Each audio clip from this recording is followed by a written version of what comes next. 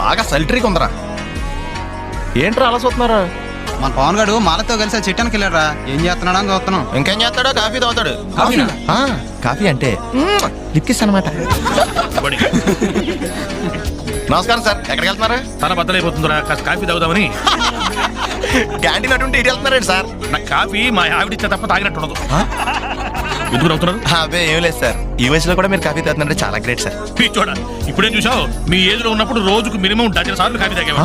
12 సార్లా? మరి ఇప్పుడు 4-5 సార్లు కన్నా తాగట్లేదురా. కానీ పొద్దున్నే మాత్రం ఖచ్చితంగా కాఫీ ఉండాలి.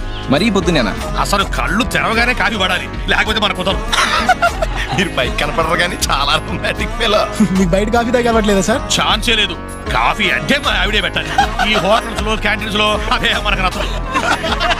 ఎందుకో తెలుసా, అక్కడ కాఫీ మొగోళ్ళు పెడతారు.